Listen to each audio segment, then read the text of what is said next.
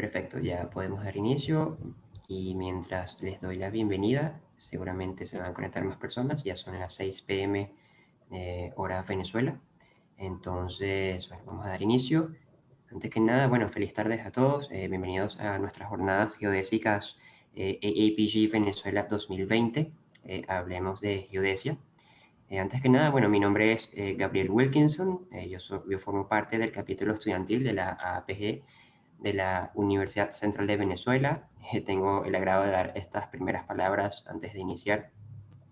Y bueno, a todos ustedes queremos agradecerles por su valiosa participación en este evento organizado en conjunto. Bueno, no es mi capítulo de la AAPG Universidad Central de Venezuela con el capítulo del AAPG Young Professionals Venezuela. El día de hoy contamos con el apoyo de los ingenieros Dalia Ramírez y Carlos Bonifacio con la ponencia acerca de los elementos críticos durante el control de calidad de la información geológica y geofísica en procesos de exploración y evaluación de hidrocarburos.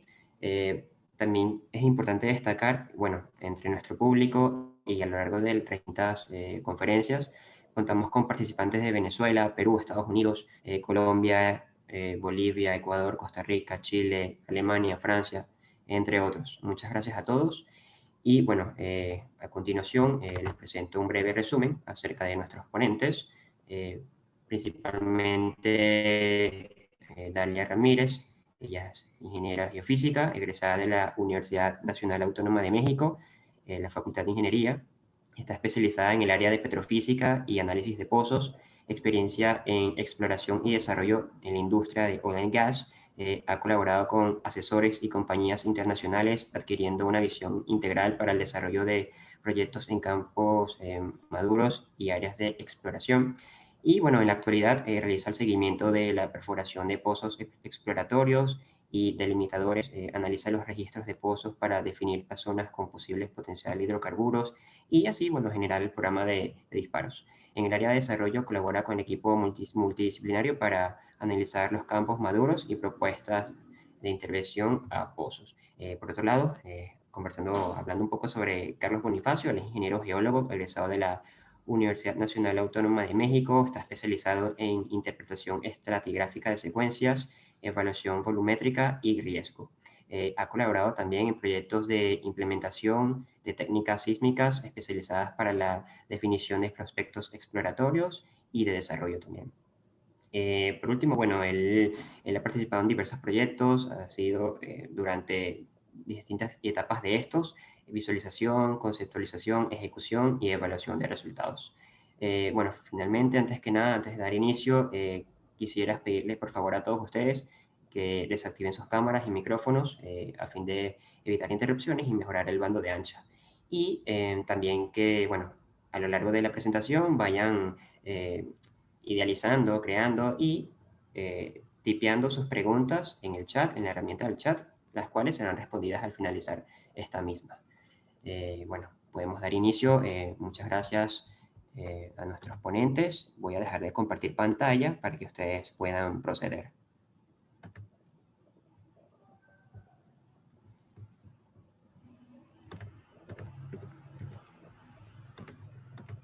Ok, no sé, ingeniera Dalia, no sé si puede compartir ya su pantalla.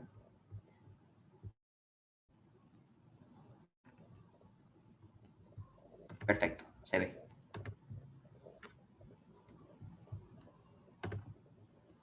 Pero no la escuchamos. Buenas tardes, ¿me escuchan? Ah, listo. Ahora sí, perfecto. Sí, bueno, buenas tardes. Como ya les comentaron, les vamos a hablar sobre elementos críticos durante el control de calidad de la información geológica y geofísica en procesos de exploración y evaluación de hidrocarburos. Bueno, esta es la agenda. Vamos a dar una pequeña introducción, sistemas de coordenadas, datum de referencia en pozo, datum de referencia en sísmico y conclusiones. Bueno, esta pequeña introducción quisimos enfocarla más a cuál es el alcance de esta presentación y cuál es el beneficio del análisis de la información. Y bueno, identificamos 3 puntos importantes. en cuanto a alcances. El primero es identificar algunos elementos críticos de la información utilizada en G&G, realizar el control de calidad de los parámetros de referencia de la información y, el más importante, analizar cómo estos elementos críticos impactan directamente en los resultados de los proyectos.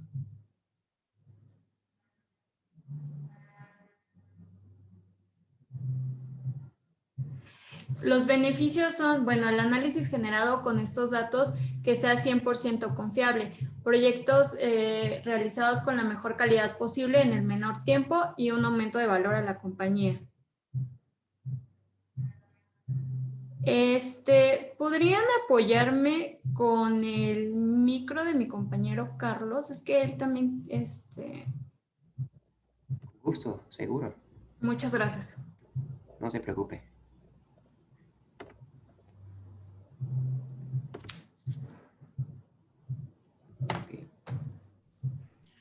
Muchísimas gracias. Una disculpa por esto. Bueno, y antes que nada, agradecer aquí a la gente que se ha conectado para vernos. Y bueno, sin más preámbulo, vamos adelante. Como les comentaba mi compañera Dalia, bueno, estos beneficios son tres igual, los estamos resumiendo como 3 puntos nosotros. Es que uno de ellos es el que el análisis generado con estos datos sea 100% confiable. ¿Y esto por qué? ¿Qué es lo que sucede? Bueno, seguramente ustedes han, en todos los trabajos que hayan realizado, siempre se hace un QC, un control de calidad, antes de comenzar a trabajar con los datos. ¿Esto por qué se hace? Para ver que los datos sean, pues sean fidedignos. Entonces, un buen control de calidad nos va a permitir que los datos que nosotros usemos, además de que sean 100% confiables, no los tengamos que retrabajar o no los tengamos que revisar muy seguido.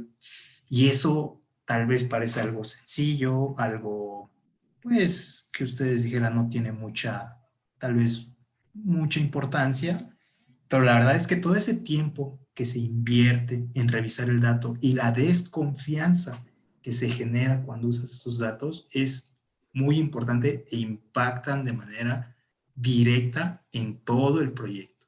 Entonces, eso es un punto medular. Eso es algo súper importante, que cada vez que trabajen, ustedes estén 100% seguros, que no queden dudas en el futuro de que los resultados obtenidos con estos datos sean 100% confiables. Eso es a lo que nos referimos con los análisis generados 100% confiables.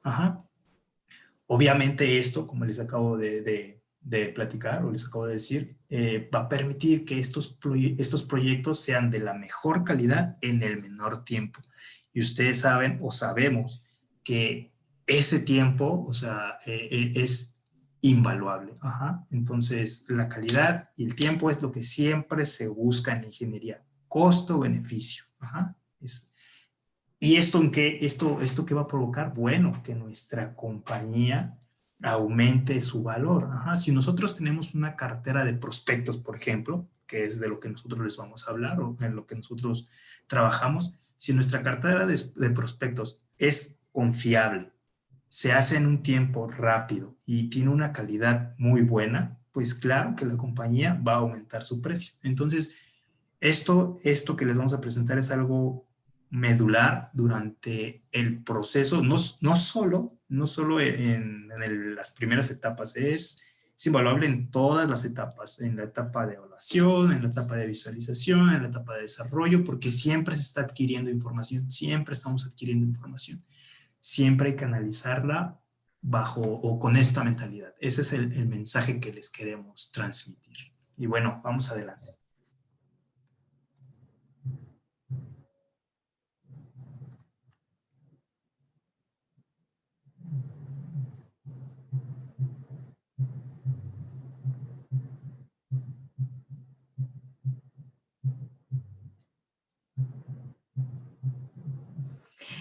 Otra vez se silenció su micrófono. ¿Me podrían apoyar? Seguro, con gusto. Gracias. Lo siento, es que cierro mi micrófono por si hay algún ruido de fondo, entonces cuando lo silencio se me bloquea. Pero bueno, adelante. Bueno, vamos a empezar con este primer punto de nuestra agenda, que son los sistemas de coordenadas. Es un punto que no nada más atañe a la industria petrolera, es algo que es extendido para todo el mundo. ¿Por qué? Porque es la referencia que tenemos para ubicarnos en nuestro planeta Tierra. Entonces, bueno, la gente que está adentrada en el campo de la geodesia, bueno, es básicamente lo que estudia, ¿no? O lo que analizan siempre. Nosotros en la industria petrolera trabajamos básicamente con la regulación aquí en México, con la regulación de la entidad federal, que es la Comisión Nacional de Hidrocarburos. Esta comisión establece ciertos parámetros y todos los lineamientos con los cuales nosotros vamos a trabajar y los que vamos a entregar, la información a la que se le va a entregar. Entonces, ellos nos piden dos cosas para ubicar cualquier punto, polígono o cualquier característica sobre los mapas. ¿Y qué son? Bueno, nos piden dos sistemas, que es el sistema curvilíneo y nos piden el sistema, el UTM, el rectangular. Entonces, bueno, ustedes... ¿puedes revisar? Gracias. Bueno, entonces tenemos por un lado el sistema curvilíneo o sistema geográfico. Sabemos que este está definido por grados, es un sistema sexagesimal que va de 180 oeste, 180 este y tiene un 0. Igual va hacia el norte y va hacia el sur, 90 grados. Se puede representar obviamente en un plano y los valores aproximados que tenemos para el nivel del Ecuador es que 1 grado más o menos mide como 110 kilómetros, 1 minuto 1850 metros y 1 segundo 30 metros.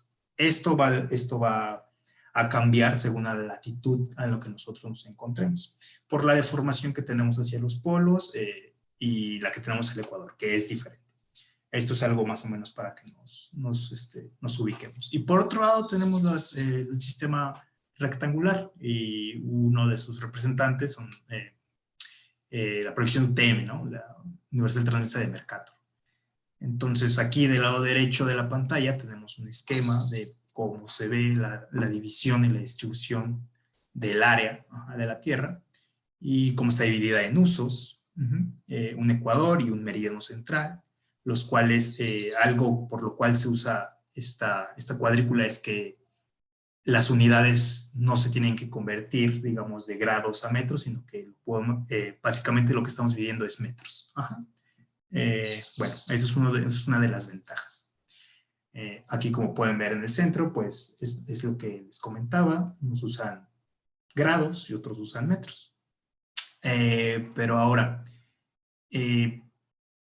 bueno, esto se establece, hay diferentes sistemas de proyecciones y diferentes datums. Entonces, lo que nosotros tenemos es que podemos tener el sistema curvilíneo o el rectangular referido a diferentes datums o, digamos, puntos de origen de un sistema de medición.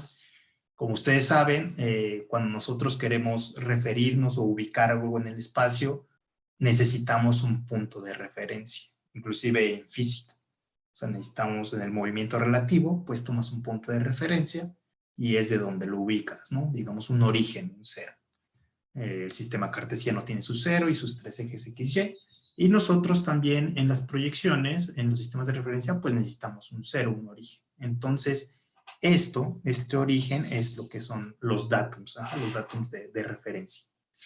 Nosotros en Norteamérica, aquí conocemos el datum, o los que se han usado, es el NAT27, WGS84 y el ITRF92. Este NAT27 fue el primero que tuvimos aquí, con el que se trabajó en México.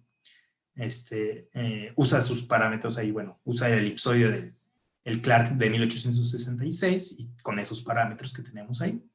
Bueno, este NAT27 lo diseñaron los estadounidenses y desde un sitio en el estado de Kansas, se llama Mitts Ranch, digamos que ahí fue el origen, ¿no? Desde ahí se hicieron las mediciones astronómicas, obviamente porque tenemos que ubicar ese punto del planeta Tierra desde el espacio, ¿no? Entonces necesitamos mediciones de precisión para ubicar ese puntito. Y bueno, lograron hacer este datum de 1927. Por eso se llama NAT 27, porque fue de 1927. Y digamos que este datum es un poco más exacto o preciso, o está especialmente diseñado para que en el territorio de Norteamérica, Centroamérica y parte de las Antillas, pues tengamos digamos, un error, el menor error posible. Posteriormente, en 1984, bueno, se migró a este datum el Mundial de 1984 con su propio elipsoide, que es el que se extendió su uso ampliamente, ¿no? Nosotros lo seguimos usando, de hecho, el WX84, aunque también tenemos aquí como nación, México, tiene su propio datum, que es el ITRF92, y usa el elipsoide del GRS80. Actualmente ya se ha actualizado el ITRF92 al ITRF del 08, del 2008. En el 2008 se hizo su actualización, pero básicamente es muy similar al del 92. Hicieron algunos ligeros ajustes ahí en sus parámetros. Y que también, si nosotros comparamos el ITRF92 con el del 84, pues tenemos aquí en México variaciones de centímetros, de 3, 4 centímetros hasta 10 centímetros aproximadamente. Depende de la latitud igual. Y bueno, esto es más o menos para dar un panorama para la gente que no está muy, no tiene conocimientos muy profundos en esto. Esto es muy importante conocerlo, porque no solamente por saber cuáles son los parámetros, cuál es el eje mayor o el achatamiento, no. Esto es muy importante porque, bueno, en las siguientes slides voy a mostrar un par de ejemplos, pero lo importante aquí es que, como dice el título, un solo punto en la Tierra puede estar representado en dos sistemas coordenados diferentes, con distinto dato. Entonces, yo lo puedo representar tanto en coordenadas geográficas como en UTM, pero además puede estar referido a un datum, por ejemplo, el NAT 27, el WX84 y el ITRF92. Entonces, hay veces, o normalmente, y seguro también les ha sucedido, que cuando la gente no tiene un conocimiento básico, porque esto es muy básico lo que les estoy presentando aquí, no pretendo darles una clase totalmente de geodesia, pero estos conocimientos básicos son muy importantes, porque cuando la gente no tiene muy claro dónde o con qué está referenciando ese pozo, ese campo o cualquier característica, como habíamos mencionado, podemos cometer errores que en algunos casos pueden ser muy drásticos, como por ejemplo en nuestra industria, donde un proyecto, un pozo más o menos somerito podrá valerte 2, 3, 4 millones y en adelante. Entonces, si tú si no tienes cuidado y cometes un error de estos, puede costar muy, muy caro. Y son cosas muy básicas y muy sencillas, pero que suceden o pueden suceder. Entonces, ese es el mensaje que quiero transmitir con esta información, que tengan muy claro con qué están trabajando, ¿no? Con qué datum, con qué referencia. Adelante, por favor. Y bueno, aquí hay un ejemplo, como les platico. Del lado izquierdo tenemos una imagen, es un time slice, ahí de un campo que tenemos de ejemplo. Y los asteriscos representan pozos. Entonces, yo hago mi análisis como intérprete. Yo hago mi análisis, ¿sabes qué? Veo que hay una estructura donde está un campo, pero creo que pueden haber todavía más pozos ahí. Entonces, yo propongo mis pozos donde están los puntos rojos, porque el ingeniero de yacimientos calculó su radio de drene de los otros pozos y resulta que por ser arenas tight sands, pues caben otros dos pozos, ¿no? Entonces yo hago mi análisis y digo, ¿sabes qué? Mi volumen original me dice, y comparado con mi balanza de materia, me dice que ahí caben dos pozos. Ok, bueno, vamos a ponerlos ahí. Y aprueban mi proyecto. Entonces, ahora viene la parte de infraestructura y me dicen, bueno, muy bien, vamos a poner dos pozos, ahora dame las coordenadas. Y suponiendo que por ser este tipo de yacimientos tenemos un radio de drene de aproximadamente 200 metros, 250 metros, donde muy bien, sí cabe. Entonces yo le doy las coordenadas. Debo tener mucho cuidado, ¿por qué? Porque les acabo de decir que tienen un radio de drene de 250 metros aproximadamente. Entonces la diferencia, por ejemplo, en un datum del NAT 27 al WGS de 1984, en X tal vez, bueno, en este oeste tal vez no es muy grande, son aproximadamente 50 metros, pero en norte y sur, en Y, por así decirlo, sí el desfase puede ser pues muy grande. Y si yo no tengo mucho margen de maniobra para equivocarme aquí, entonces en vez de poner ese punto ahí donde yo estoy diciendo que lo voy a poner, puede que lo esté desfasando al norte 200 o al sur 200, depende del caso, ¿no? Entonces ahí ese proyecto pues se estropeó. Es decir, es un error que nos costaría carísimo, ¿no? Por algo muy sencillo. Entonces, obviamente esto se checa y se verifica y se hace, pero ustedes deben tener muy claro qué es lo que están haciendo. En algún momento tal vez alguien esté en esta posición. No sé, tal vez para un pozo o para cualquier otro proyecto que se tenga, ¿no? Eso, por ejemplo, es en superficie. Ahora, vamos a otro caso similar, que tiene que ver, pero por ejemplo, del lado derecho. Ajá, del lado derecho de la imagen tenemos una sección sísmica, donde, bueno, se aprecia ahí que hay una falla normal al centro, o lo que parece ser una falla normal al centro, y tenemos dos pozos ahí perforados. Ajá. Entonces, nosotros analizamos nuestro análisis y decimos que todavía cabe un pozo en la parte alta de la estructura. Entonces, está muy cercano a esa falla. Y bueno, las fallas no son planos como tal.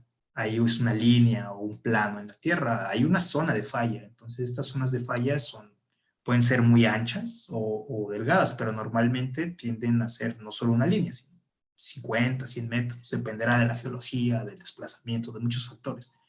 Pero bueno, el punto es que no nada más es eso y debemos tener pues una tolerancia para alejarnos a esa falla, ¿no?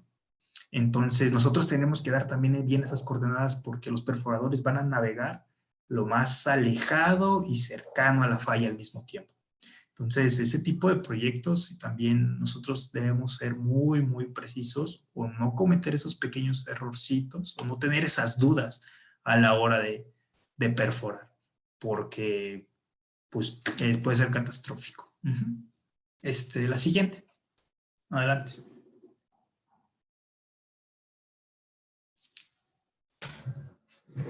Bueno, el siguiente tema es datum de referencia en pozo.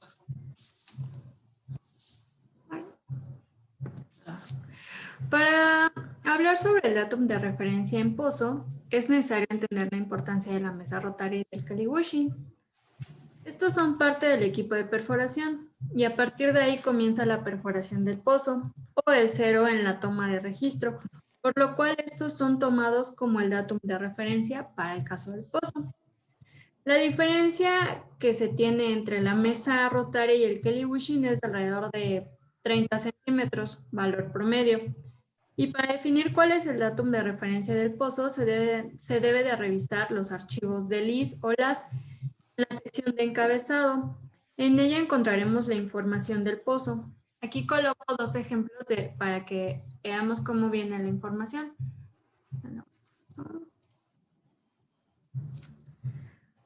Bueno, en el primer ejemplo tenemos un archivo LAS, en donde aquí en esta parte...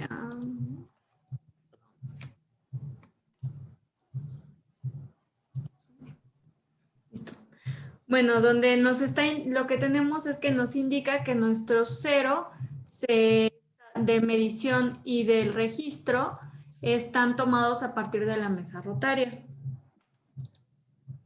Y aquí tenemos otros dos ejemplos de un archivo de LIS.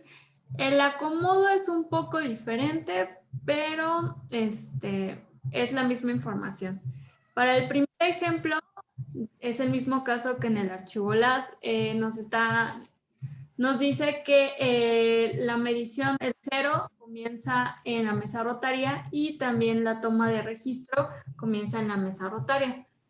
Pero para el segundo ejemplo, tenemos aquí que el registro comienza su medición o su cero a partir de la mesa rotaria y la medición de la perforación comienza a partir del telebushing, por lo cual ya tenemos aquí una diferencia de 30 centímetros.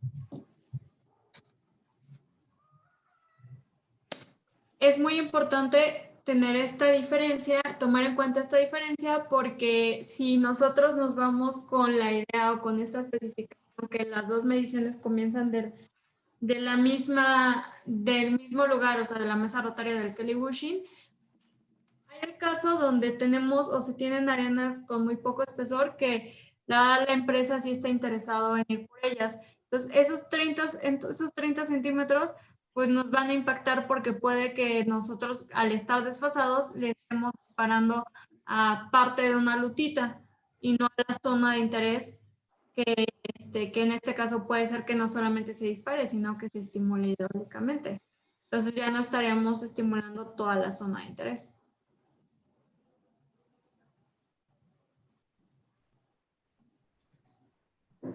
La información de pozo es muy importante conocer también la elevación de terreno.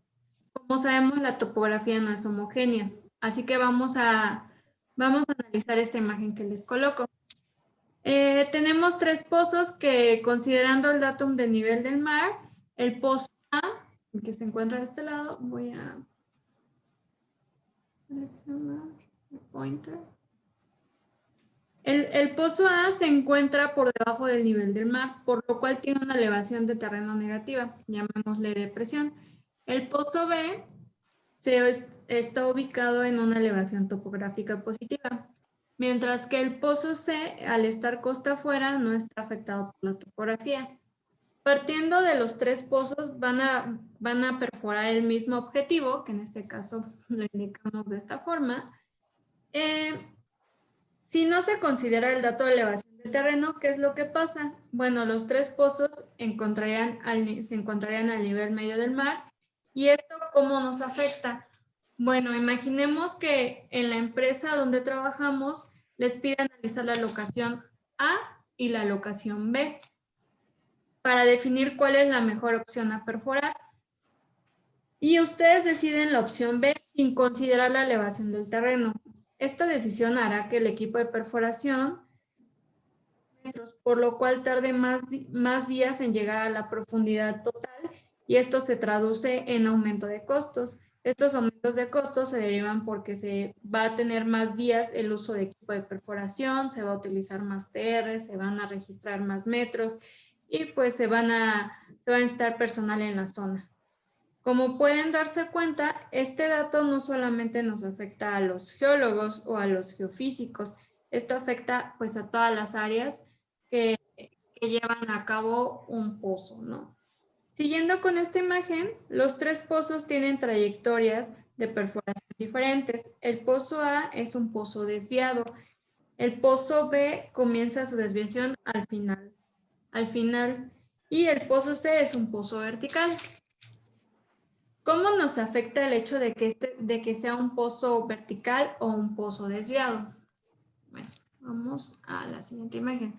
Vamos a comenzar definiendo qué es MD, TBD y TD subsid. La MD es la profundidad desarrollada, la profundidad total que perforamos. La TBD es la profundidad vertical verdadera y la TBD subsid es la profundidad vertical verdadera bajo el nivel del mar. Concentrémonos en el primer pozo vertical. Como en la anterior lámina se definió que el cero comienza en la mesa rotaria o el telebushing, y de acuerdo a la definición de MD, el total de metros desarrollados, ¿qué es el total de metros desarrollados? Si la profundidad del pozo es de 2.500 metros, esa será la profundidad desarrollada, y al ser un pozo completamente vertical, la profundidad vertical verdadera será la misma, por lo cual diremos que la MD es igual a la TBD. Mientras que para obtener la TBD subsid, lo único que se tiene que hacer es establecer la elevación de terreno y el valor de la mesa rotaria para el datum de pozo a nivel medio del mar. si tenemos un pozo desviado, la MD es igual a los metros perforados, pero la TBD no será la misma. Es necesario calcular la vertical del pozo. Esto con los datos de desviación y azimut. Y la T subsid se calcula de la misma manera que en el anterior pozo. Digamos que la MD de este pozo es de 2.500 metros y al ser un pozo desviado se debe de estimar la TBD, por lo cual se utilizan los datos de desviación del pozo, que es cuánto se está inclinando, y el azimut, que es la dirección respecto al norte. Y esto nos da un valor vertical de 2.100 metros. Y ahora se tiene que la distancia de la elevación de terreno más la mesa rotaria es de 150 metros, por lo cual la TB subsid es igual a 1.950 metros.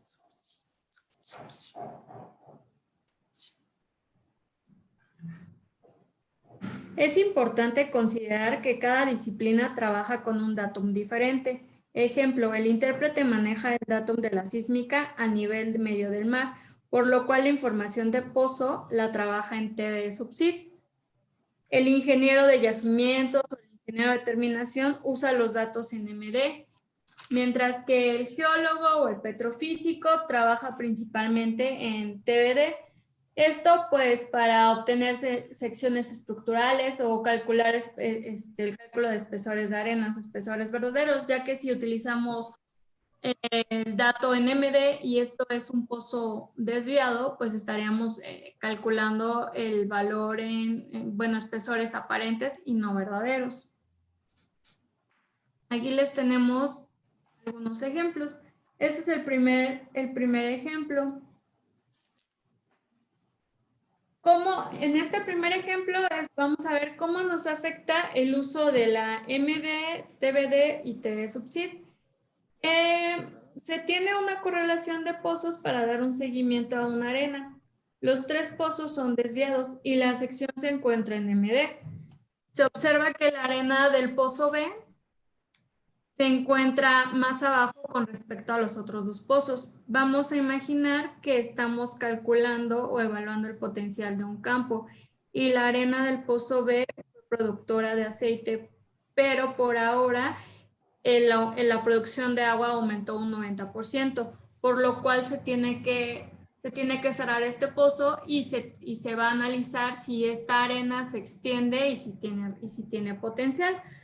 Entonces, al realizar la sección con los pozos cercanos, se determina que se tiene una extensión de la arena productora y que se encuentra por encima o estructuralmente más alto que el pozo B, por lo cual se llega a la conclusión que se tiene potencial para ingresar en el pozo A y en el pozo C. Pero, ¿qué pasa cuando se realiza la correlación de pozo en TB subsid? Bueno, lo que nos damos cuenta es que al tener el mismo datum, al ya no estar afectado por la topografía, la arena se encuentra al mismo nivel en los 3 pozos, por lo cual el potencial que se había estimado cuando estaba en MD, pues nos damos cuenta que ya no existe, que si el pozo B ya estaba produciendo un 90% de agua, pues muy probablemente el pozo A y el pozo C pues también te van a producir ese 90% de agua. Entonces ya esta arena no tendría mayor potencial y lo más seguro es que tengan que taponar ese intervalo y buscar más arenas de interés en la parte superior.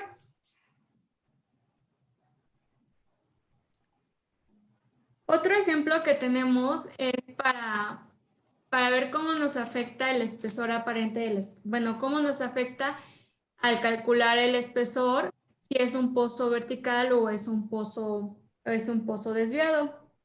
Partiremos con el análisis de estos 2 pozos. El pozo A es un pozo vertical, mientras que el pozo B es un pozo desviado, por lo cual la MD y la TB son diferentes. En el pozo A, los metros perforados en el objetivo son igual a los metros verticales. Pero, ¿qué pasa con el pozo B? Al ser desviado el pozo, atraviesa mayor espesor del objetivo. Esto dependerá mucho de la inclinación, por lo cual necesitamos conocer el espesor real o verdadero del objetivo, por lo cual es necesario calcular la vertical del pozo. En este caso, si no se calculara la vertical del pozo, estaríamos diciendo que el espesor de la arena es de 35 metros. Pero, y les voy a poner otro ejemplo que es algo muy común, ¿no? Están solicitando que calcules este espesor porque necesitan calcular el volumen de hidrocarburo en la zona, ¿no? Entonces, puede ser que el petrofísico no se da cuenta, quizás, o no lo analiza y no ve que el pozo, porque muchas veces con esta nueva reforma energética se tiene información muy escasa. Entonces, a veces no se sabe si el pozo es desviado o no. Entonces, en este caso vamos a imaginar que es un pozo desviado, pero que no lo sabía el petrofísico porque no contaba con la información. Pues, ¿qué pasa? Calcula el espesor de la arena y nos está diciendo que tiene 35 metros de net pay. Pero como es un pozo desviado, si nosotros calculamos la vertical del pozo, lo que obtenemos es que el espesor de la arena es de 26 metros, 9 metros menos de lo que se había estimado con la MD. Esto pues nos impacta directamente en el cálculo de hidrocarburos y pues en el potencial que nosotros estamos viendo en esa zona. Otro ejemplo que tenemos aquí es de un análisis de inversión sísmica y ABO. Bueno, aquí se tiene, le voy a dar un poco de eso. Aquí tenemos un pozo que fue perforado hasta creo que 1600 metros y se le realizó un análisis de inversión sísmica y ABO, dando como resultado que la zona de interés no sigue un comportamiento. Perdón, antes de eso les quiero comentar. Se perforó primero el pozo hasta 1600 metros, en el cual aquí vemos un zoom de los resultados que obtuvimos con este pozo. Bueno, tenemos una arena, aquí tenemos el rayos gamma, aquí se encuentra la arena, aquí está el registro de resistividad, donde tenemos unas resistividades de casi 100 ohms, densidad neutrón, que tenemos un cruce, un alto cruce que nos está indicando gas. Por lo cual, antes se analiza los registros y se determina que se tiene una arena muy limpia con saturación de hidrocarburo que al tener un cruce de curvas nos está indicando que lo más probable es que sea gas o gas y condensado.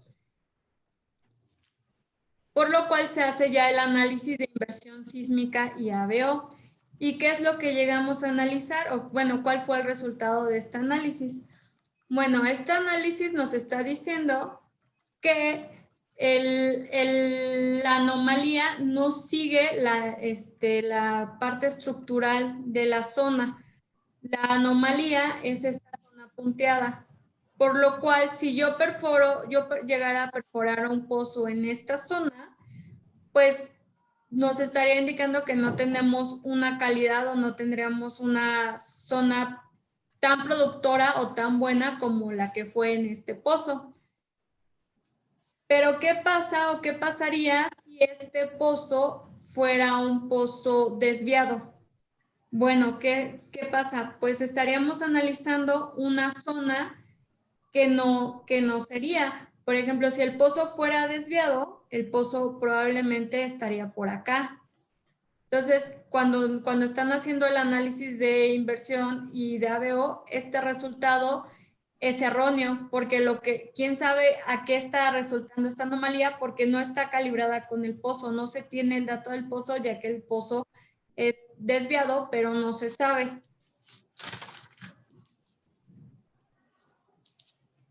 Posiblemente el pozo, como les comento, posiblemente el pozo se encuentre en otro bloque. Por eso es tan importante tener estos datos. También, por ejemplo, si el pozo no está bien referenciado con la elevación del terreno, la mesa rotaria, ¿qué pasa también? Lo que puede hacer es que esto esté desfasado y muy probable es que la zona productora o de donde venga la producción sea de más abajo.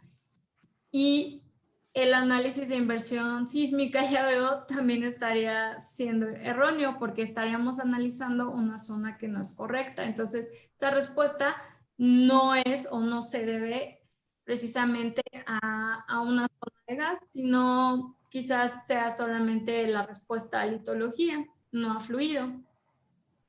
Por eso es que es tan importante que estos elementos, por eso es que son tan críticos estos elementos, porque llegan a impactar negativamente los resultados de los proyectos, negativa o positivamente. Es muy importante porque se hace muchísima inversión para perforar un pozo o para poder hacer esta clase de análisis como lo que es inversión sísmica o ABO, como para que por un dato erróneo, que en este caso sería la elevación del terreno, las desviaciones, o que el dato era erróneo, pues echa a perder esta clase de resultados.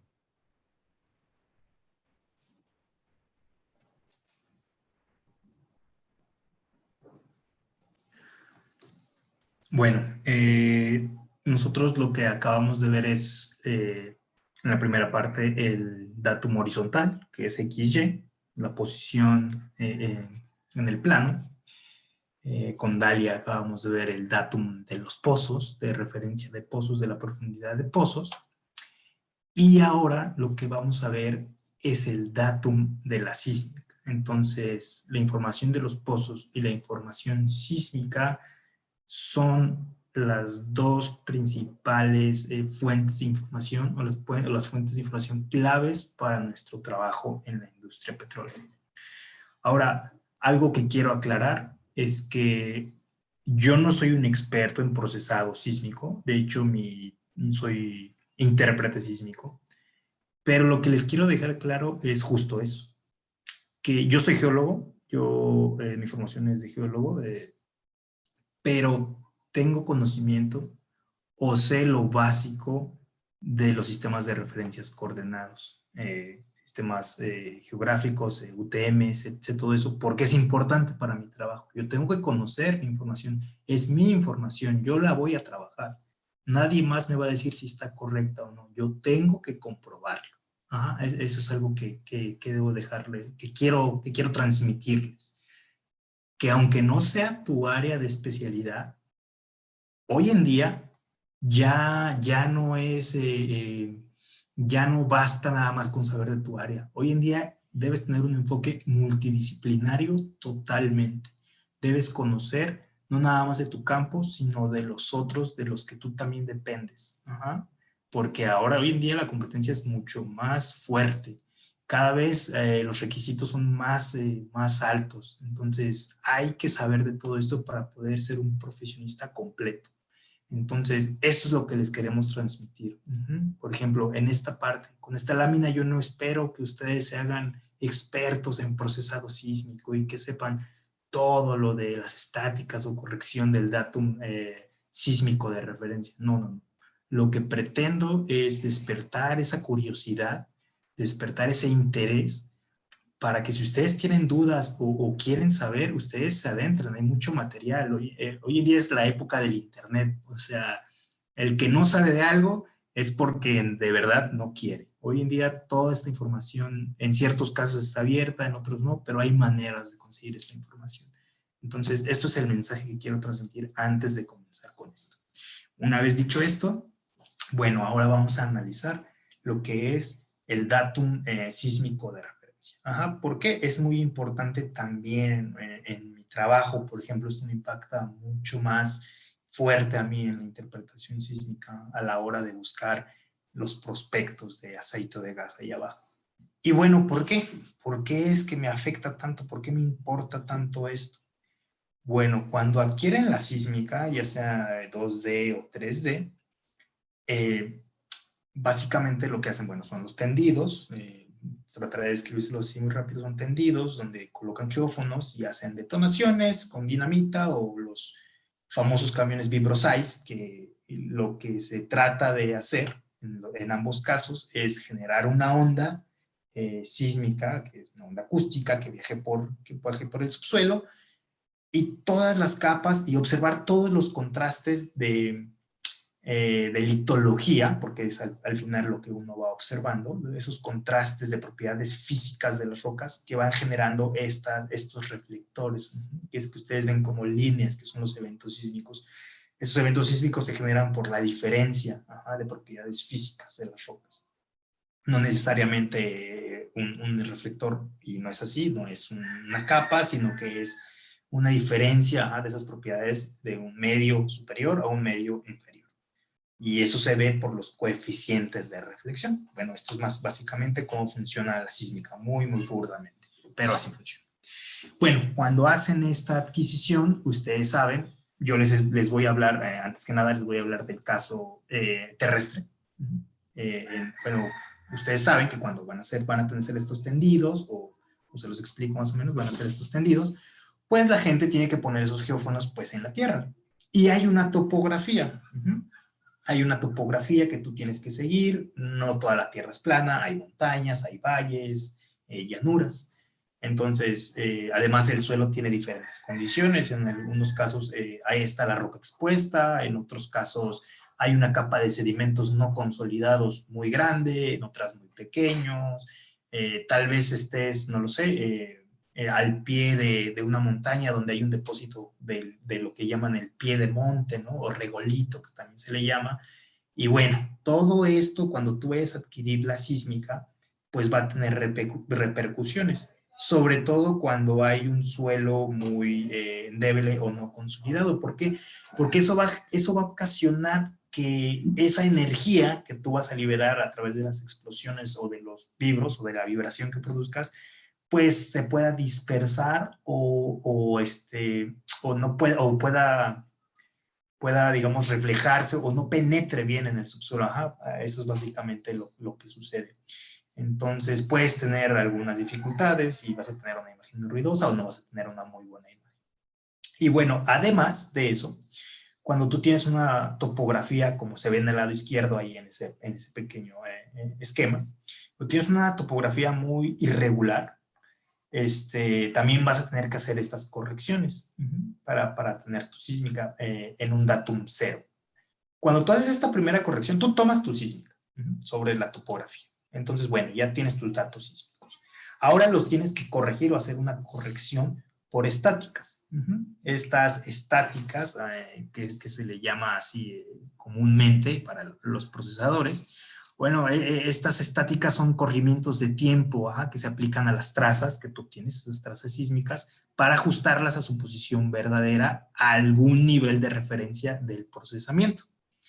El principal objetivo de estas correcciones pues, es ajustar ese tiempo de viaje que se observaría de la fuente y los receptores si estuvieran ubicados al mismo nivel o sobre un plano de referencia del datum, normalmente por debajo de la capa meteorizada, porque esa capa meteorizada que tenemos en el suelo pues, es la que nos produce todos estos efectos.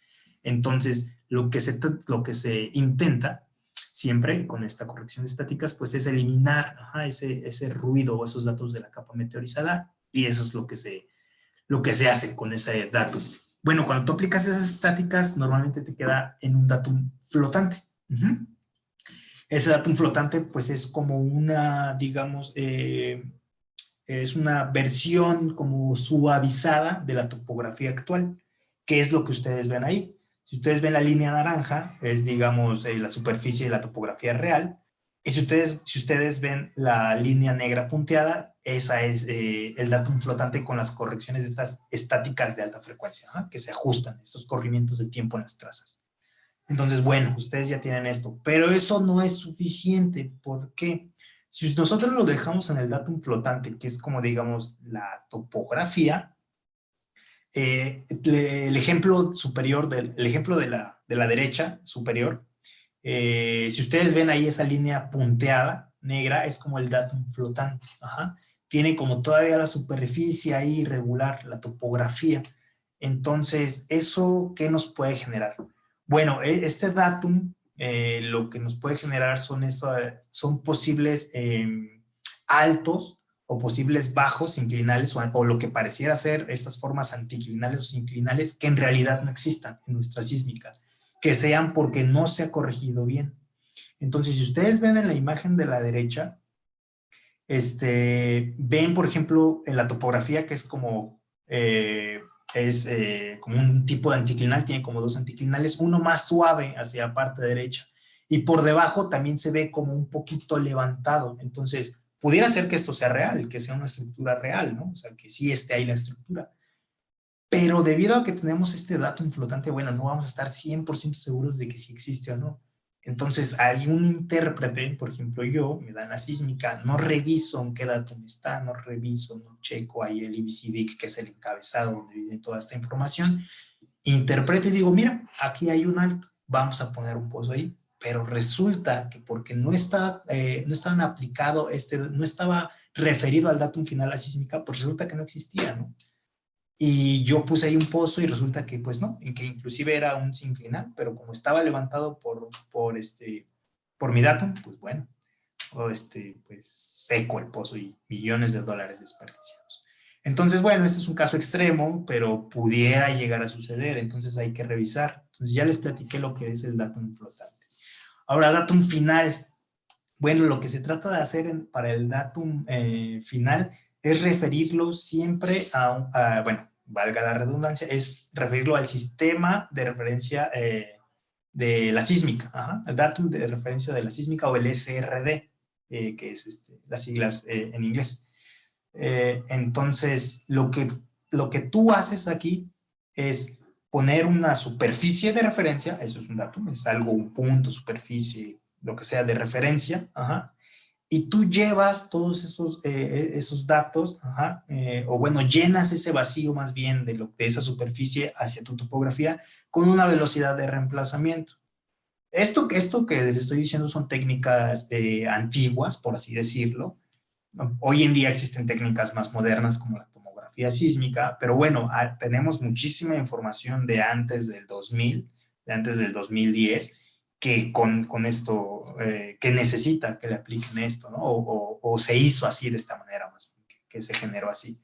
Entonces es bueno saber todo este trasfondo de la información, de cómo se hizo, de a qué está referido, porque podemos tener errores o podemos caer pues sí, en estos errores que tal vez tú como intérprete, pues dices, bueno, es que ese no es mi trabajo, ¿no? O sea, mi trabajo es interpretar la estructura, la geología, la estratigrafía, las secuencias, ese es mi trabajo. Sí, ese es tu trabajo, pero se los vuelvo a repetir, hoy en día tú tienes que saber esto, ¿no? Porque la industria está requiriendo profesionales más completos. Entonces, eso de nuevo, se los repito, es el mensaje. No es saber de todo, no es ser un especialista, claro, en lo que cabe es bueno que sepan muy bien del tema, pero es que tengan al menos esta idea de lo que tienen que checar, lo que tienen que revisar, los datos que no pueden estar mal, por eso esta pequeña charla es datos críticos, esos datos que no por ningún motivo deben estar mal, porque, o sea, nos pueden traer resultados fatales. Entonces, esto es lo que lo que les quiero compartir. Esto es del datum flotante y el datum final. En la imagen de la derecha, en la sísmica, si ven, en la sísmica inferior, la imagen inferior, bueno, ahí sí tenemos esa sísmica referida a un datum final. ¿Por qué lo sé? Bueno, si se dan cuenta, esas flechas negras están apuntando el 0 en tiempo. Cuando está en 0, el tiempo debe estar de donde comienza tu datum final. Por ejemplo, la imagen de abajo está el 0 y bueno, ahí sabemos que está referido hacia el datum final, porque está ahí en el 0, es donde empiezan las trazas. Y en la imagen de arriba, pues no, ahí está el 0 y todavía tenemos información por encima. Entonces eso es como un check rápido de lo que podemos hacer. Adelante, la siguiente.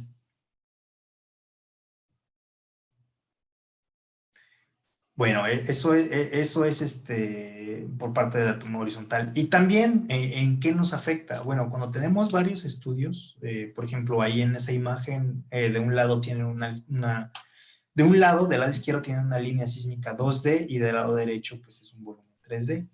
Entonces, como nosotros tenemos datum diferente para cada estudio, porque no se procesan igual, porque tienen ciertas diferencias por estas cuestiones, bueno, cuando nosotros queremos hacer un merge, una unión de esta información, pues lo más probable es que esté desfasada, ¿ah? Porque no significa que esté mal o que uno esté bien y el otro no, simplemente son los datos de procesamiento. Cuando tú hagas el atado sísmico de pozo, pues bueno, ahí se va a ver también la diferencia. Pero si tú quieres poner estas dos informaciones juntas, pues puedes tener ese desfase y puedes interpretar algo que no está bien, ¿no? Te puedes seguir de un reflector hacia el otro y puede que no sea el que tú estás buscando. Entonces, les digo, eso es por cambios en el sistema de referencia de la sísmica, que tiene que ver con el procesamiento. Pero de ustedes deben verlo, o sea, deben ser capaces de poder discernir, de poder entender por qué está sucediendo esto y qué es lo que pudieras hacer. Y bueno, esto de la derecha es otro ejemplo de tal vez ya no es como del datum horizontal, pero son ciertas cosas que nos pudieran ayudar y que si bien no es datum, también son parámetros que se usa, por ejemplo, en la sísmica, ¿no? Como es la polaridad, la fase y, y donde sabemos que hay dos distintas convenciones, que una es la americana, la de la SIG, y la otra es la que usan los europeos y los australianos, ¿no? Entonces, bueno, hay que nada más saber qué es lo que se define como un negativo o un positivo en una y en otra convención para que no tengamos errores, pues de interpretación, pero esto ya es un poquito más enfocado a la interpretación per se. Tal vez es algo un poco más particular. Y bueno, yo podría dejar hasta aquí mi participación. Adelante, Dalia.